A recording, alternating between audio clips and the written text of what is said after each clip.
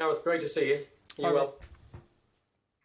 Listen, I know it's been, I suspect, a testing day for you and for the players. Try and put into perspective for us how difficult the decisions you had to make today were compared with the decisions you had to make before the World Cup in Russia.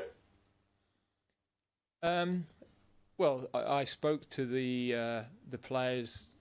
I mean, really, it's the three more senior players that I spoke to yesterday to explain what was happening. So, of course, that's always difficult. You know what a big thing it is for a player to go to a major tournament, and those three boys have, really been valuable members of our squad. And I gave them all the option, if they didn't want to stay with the group, to go home, but they were all adamant. They value being with England. They want to be part of the squad. They know that we've still got 2 matches to play, which they will be involved in. And if we pick up injuries, that group of players are the ones who are on standby. So I'm always mindful of what happened with Trevor Sinclair in Japan, that things can change very, very suddenly. So of course it's difficult. It's always nicer to give people the news they're in a squad for the first time or give them a first cap. Much more difficult because I've been a player. I know how difficult it is to receive that difficult news. The most obvious next question is you've got 4 right backs in the squad, which is, I think, unprecedented. Explain that one to us. Well, I think we went through this last week. Yes, we have 4 players that play sometimes at right back for their clubs, but Kieran's here, has been playing at wing back as well as at right back. Reece James has played right of a 3 or right wing back. Trent plays at right back, and Kyle Walker, has played at centre half for us in a 3, and has also played at left back during a match for us against Denmark. Reece James was in midfield against Aston Villa. Basically, they're in our best 26 footballers, and that's why they're in the squad. And if I could have picked a 5th or a 6th right back, I probably would have done. Is it fair for us to assume then that you're not categorising them as right backs and that they will play elsewhere? And I wonder whether you told us last week that Trent Alexander-Arnold is such a good footballer, you could see him playing further forward, maybe in the midfield, and you haven't got as many options on the right side of midfield maybe as you have on the left. Is that an option for him? We're here to play 9 games, and we know we already have some injury doubts in the group. I'm sure we're going to face other difficulties over the next 5 weeks. So we need adaptability, we need good players, we need good professionals, tactically savvy players, and we're fortunate that we've got old and young players who fit all those categories. You mentioned you've got some injury concerns. One of the most obvious ones of those is Harry Maguire, who's had this ankle ligament problem and missed the Europa League final.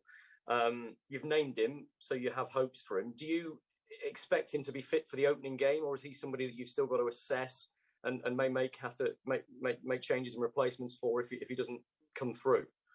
Well, we know exactly where he's at. Our medical team have been over with him in Manchester. He's not travelled yet to us because with the quarantine issues coming back from Poland, that was a bit more complicated. So he's got a bit to do. It's like Hendo, they've both got a bit to do really to be available. But we feel that the possibility that they can play a part, and the fact that they're such fantastic characters to have around the group. Hendo is already, his leadership, his presence is having an effect on other people, especially the younger ones in the group, but all of the others as well. So given we were able to pick 26, we felt that the opportunity to have those 2 with us was a straightforward one, really. We were a little surprised to see Manchester United's announcement earlier on this morning that Mason Greenwood was withdrawing from the squad, especially because it happened on the day when you were due to announce the 26. Can you explain to us what happened there, and would he have been in your 26 had he been fit? Well, I spoke with Mason and with Ollie last Friday, so that was when that decision was made. I guess it was a bank holiday weekend, so that's maybe why it's not come out till today. So, to be honest, we hadn't, at that point got to the level of decision on the reducing the 26. We still were waiting for the Champions League final. So it's unfortunate for Mason to miss out on any tournament, even though he's young. These opportunities don't come around often. We know what an exciting player he can be, but it wasn't an option for us.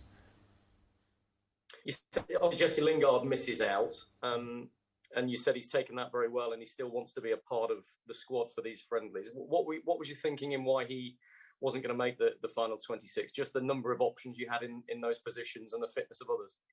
Yeah, I mean, Jesse's done incredibly well to get back in the race, really. Going back to January, he was a million miles from being selectable for an England squad.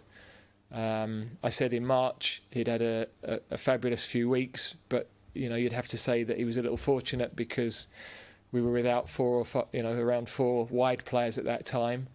He had a good spell with West Ham, and he's been a player that has played so well for us with England. We have total trust in the way he plays. He's reliable. He's a great member of the group. He will play tomorrow because we've got Sancho ill, and we've obviously got a lot of players not available, and for the balance of the team he'll start. So he deserves that opportunity to go and show me that I'm wrong straight away. But also, the lads that are with us, they're the standby players. We've got to keep them match ready as well in case they come back into that squad. Can I ask a couple to the man on your right, Kieran Trippier? Kieran, first and foremost, massive congratulations, mate. We should never take for granted how special it is for players to make a squad for a major tournament like this. And I just wonder how special it is for you, especially when you know the competition you've got and the position you play. Yeah, it's a very special moment for myself. I know the competition that I've got from the other right backs, and it's just about playing well for my club, and I feel like I've done that this season. But I know I've got a great competition.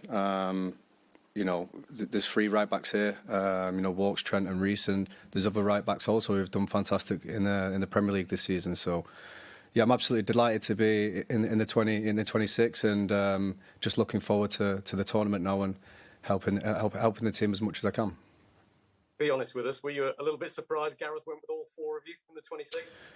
Obviously there's four quality right backs, and as Gareth said before, we can play in different positions to help the team. And as four right backs, competitive right backs, we just want to help each other as well, and whatever's best for the team, and I'm sure all four of us will do that. Thanks, mate. One final one for Gareth, if that's okay, before I hand over to everybody else. Gareth, you mentioned that a few of the players are on your standby list, the senior players that are involved. Can you tell us a bit more about that standby list, who's on it? And of course, you can still make changes to this squad up to your first game, so you've got another 12 days, when that gives you a bit of a safety net, doesn't it?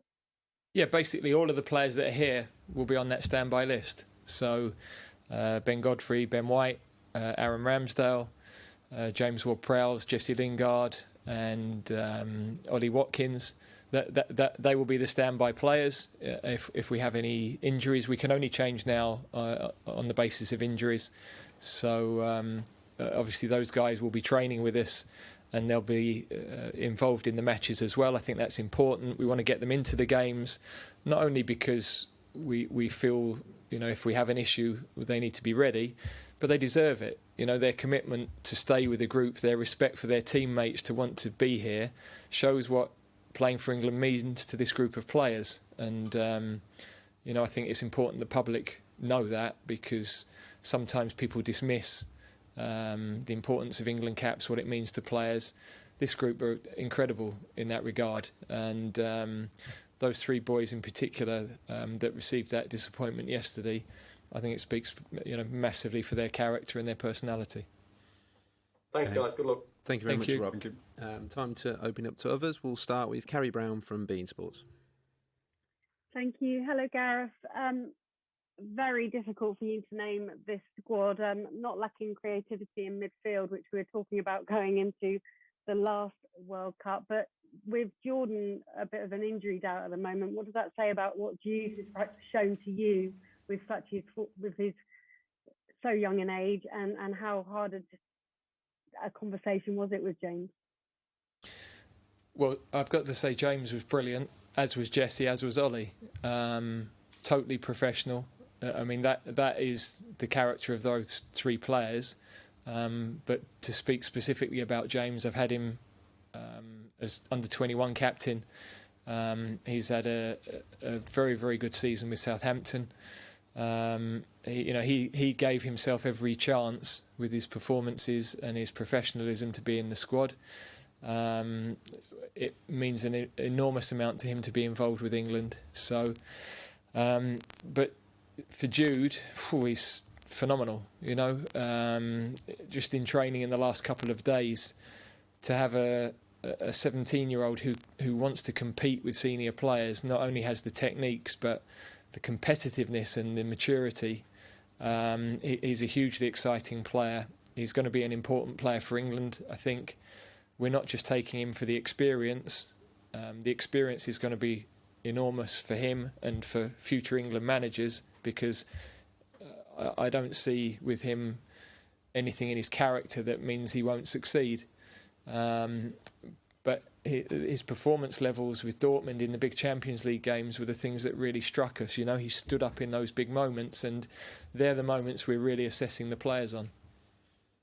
Bukayo Saka as well, when you've got the likes of Lingard not involved, Watkins not involved, but he is a player with great versatility. Why is he in your squad? Well, firstly, he's performed exceptionally well for us. He's performed well in a team that's had a difficult season. Sometimes young players can go into teams that are playing well and flourish. He's gone into a team that have had a tough season and really played with character as well as skill. So again, we saw when he had to come on in Belgium, real personality in his performance. And as you rightly say, his adaptability, the fact he can play probably 4 or 5 different positions, is a real plus for us. Thanks, Carrie. Next we'll go to Alex Hell from BBC Sport. Hi, Gareth. Hi, Alex. Just a bit of a clarification on Harry Maguire. You said he has a bit of work to do. Will he be fit for the group games, or is it later in the tournament that you have him in mind? Well, we don't know that yet, but it's going to be tight for the first game. There's no question. But again, I think he's such a good player, and because we had the additional size of squad, the fact that leadership, which is growing in him all the time, we wanted to take that opportunity to bring him into the squad. And then just looking at the names in the attacking group of the squad, do you think that's one of the strongest front lines in the tournament? Well, there are a lot of very good front lines in the tournament. Portugal springs to mind immediately, France. So, we of course, we're a bit myopic. That's why people don't talk about Kieran, because he's playing in Spain. He's won La Liga. He's been voted in the team of the season. Nobody mentions him. So, yeah, other countries have very good players as well. We're happy with ours for sure. We wouldn't swap ours, and we're looking forward to working with them. And we're going to need all of them, because there's games where we'll play in different ways. You need to refresh the team. 9 matches to get through, so we're pleased to have that strength in depth. Thanks, Alex. Next, Dan Salisbury-Jones from ITV News. Hi, Gareth. I wouldn't ask you to comment on the specifics of Naomi Osaka this week for obvious reasons, but it seems to have sparked a debate about the relationship between sports stars and the media in settings like this one. I just wondered how you feel that will develop in the years to come. Sorry, in terms of what? I'm not aware of the story.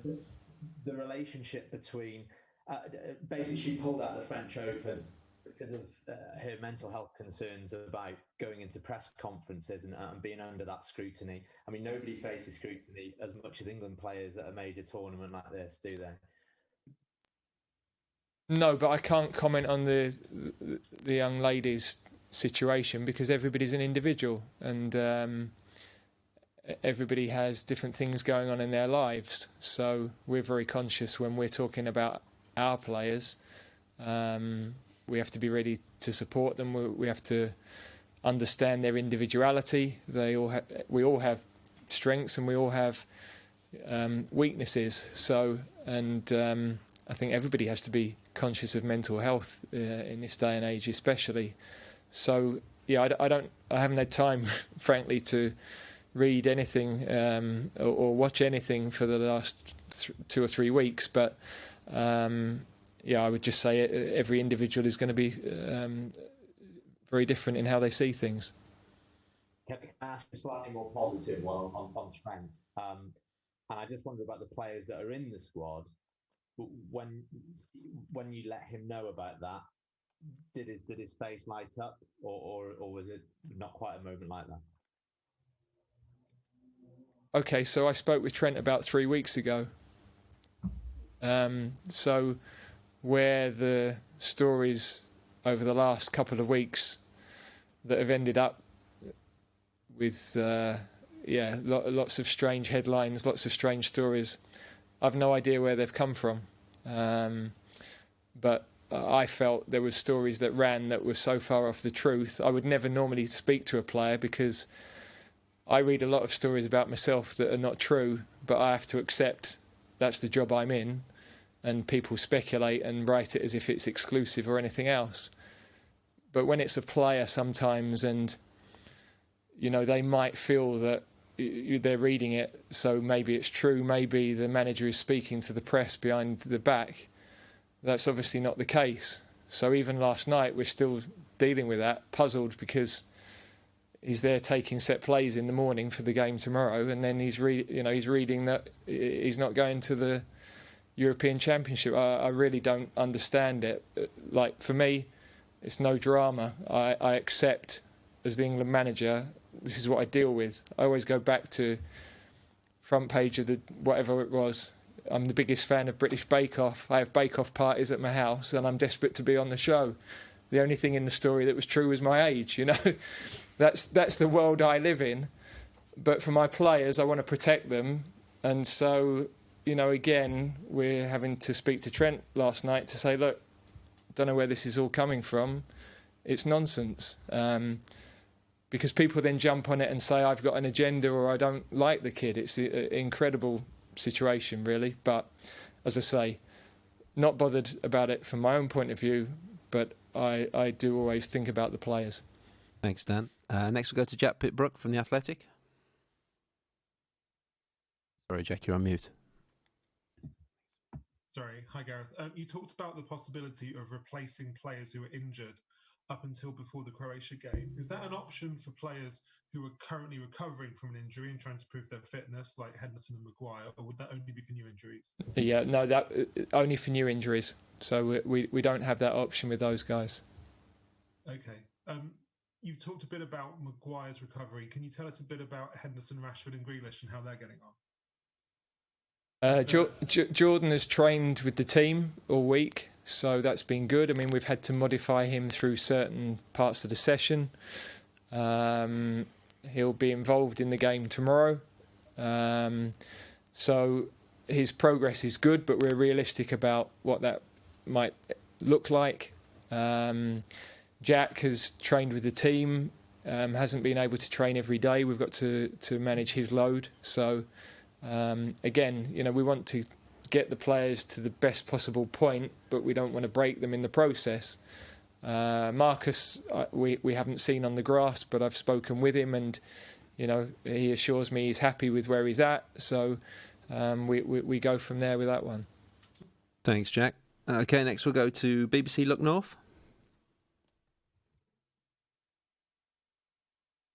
Hello, Gareth. It's Dawn Thewlis here from BBC. How you doing, Dawn? I'm all right. How are you? Yeah, good to see you. You too. Just a couple of quick ones from me. Obviously, it's important to take England matches around the country, I think, to get fans involved from all over and get behind the team in a big tournament. But why choose Middlesbrough this time? Well, the initial decisions come from the FA, so they give me the possibilities. They wanted to take the team to the northeast. We were hoping to play at Newcastle as well. And if we'd had the opportunity with full stadiums and without having to set the stadiums up for COVID, we would have liked to have used both stadiums. And of course, when we were coming to the northeast, I knew that the training facilities here, as well as the hotel, are, fabulous environment. It's been great, very relaxed for the boys. They've, some play a bit of golf. The weather's been glorious. We only have to walk across the field to the training ground. And of course, the real bonus in this sort of era of sporting bubbles with COVID, because the weather's been so good, we've been able to sit outside. We've been able to spend more time together, eat outside. And that's, I think, been great for everybody psychologically. Of course, coming back to the club where you captained and managed is nice for you, but also good for Teesside fans in particular to be able to see a game of this calibre. Yeah, I mean, I remember playing here 2003 against Slovakia, I think it was, and everybody was hugely proud to host the England team, and you can see the excitement around the area already. So, yeah, I'm of course delighted to bring the team here, but it wasn't initially my decision, so I don't want any accusations of nepotism. Thank you, Dawn. Next we'll go to Marcello Courage from TVGlobo. Sorry, Marcello, your mute button's on. Second. Now, can you listen to me? I Yes. can hear you, yeah. Okay. So, Gareth, good afternoon. Good afternoon, Kieran, too. I would like to know, given the circumstances of the pandemic in this country, which are pretty nice now, but we still are living in the pandemic, and this competition has like 11 countries involved, and there's a big possibility of you guys flying abroad. How much of a challenge is this to your plans to work with the team, Gareth?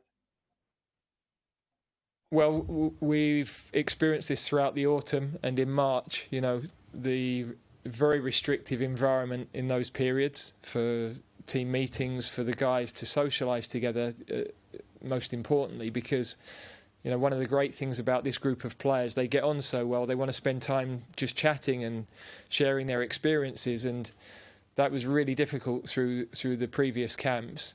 Now, because we are going to be together for a longer period without people coming from the outside, as we're together for those longer periods, we can start to ease those restrictions because we'll have more negative tests and we'll have more awareness of that.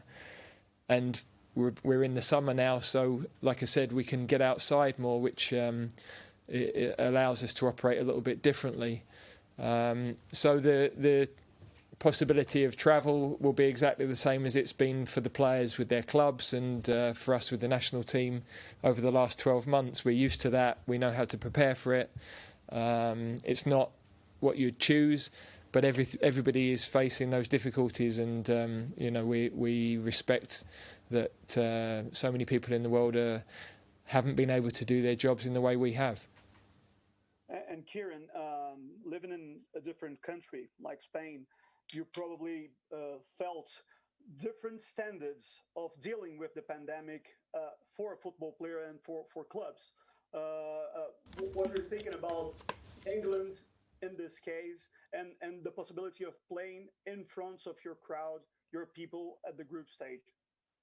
Yeah, obviously for myself, at times it was challenging, obviously in Spain, with everything that was going on, but I tried to keep myself busy with the club, and the most important thing for me was my family. But yeah, to be representing England at Wembley, it's a dream come true. To play the Euros for England, to be in and around the team, and to play in front of the fans at Wembley, it's an unbelievable feeling, especially for the supporters. But yeah, it's one tournament that I'm really looking forward to. I'm absolutely delighted to be here, involved with the team, and just looking forward to it now.